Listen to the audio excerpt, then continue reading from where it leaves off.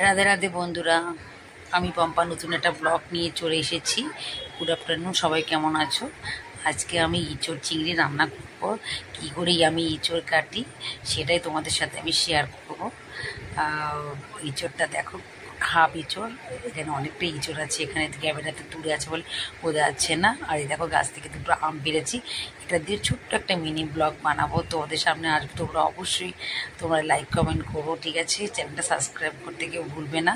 আর চলো, আমি কী বিলে ইঁচড় কাটি তোমাদের দেখাচ্ছি। এই বিলে হাতে তেল মেখে নেবে আর বটিতে তেল গায়ে মেখে নেবে।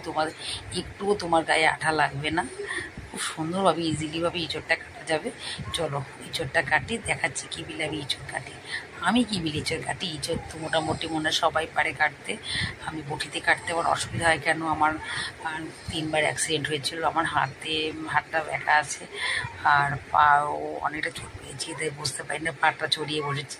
কেউ কিছু মনে করো না। দেখো, মোটা করে চুলটা ছাড়াতে হবে, নাহলে কিন্তু ইঁচড়টা সিদ্ধ হবে না। ঠিক আছে? এই বিলি করে নিচ্ছি, তোমরাও এই বিলেই করো। এবারও ভেবো না যে তুমি কি আমাদের শেখাচ্ছ। না গো, শেখাচ্ছি না, জাস্ট আমি বললাম যে কী বিলে কাটবে।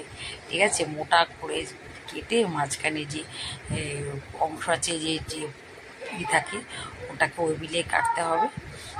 ছাড়িয়ে নিয়ে মাঝখানে একটা কি থাকে না, ওই যে কাঁঠাল হয় যে, ওটাকে মাঝখান থেকে চিড়ে ভেতরে শ্বাস থাকে, ওটাকে বের করে নিতে হবে। চলো দেখো, আমি এই বিলে কাটছি। এটাকে 3 টুকরো করে দিলাম। আর হচ্ছে মাঝখানে একটা আমি উঠতে কষ্ট হয় বলে আমি আর এই যে প্লাস্টিকটা করে রাখি। তোমরা কেউ কিছু মনে করো না, আমি উঠতে পারি না, বসলে উঠতে পারি না, খুব কষ্ট হয়, তাই তো আমি ছুরি দিয়ে কাটি। এ দেখো, মাঝখানে বোকটা ছাড়িয়ে কী বিলে করছি দেখে নিও তোমরা। ঠিক করে আমি দেখাতে পারছি কি না আমি জানি না। তোমরা যারা এখন আমার চ্যানেলটা সাবস্ক্রাইব করনি, তারা অবশ্যই আমার চ্যানেলটা সাবস্ক্রাইব করতে ভুলো না, ঠিক আছে? এই দেখো, দেওয়ার সাথে গল্প করতে করতে আমার ইঁচড় কাটা হয়। ইঁচড় কেটে সবসময়ের জন্য জলে ভিজিয়ে রাখবে, জেলে ভেজে কষটা বেরিয়ে যায়। খুব তাতে মানে কালো ভাবটা হয় না।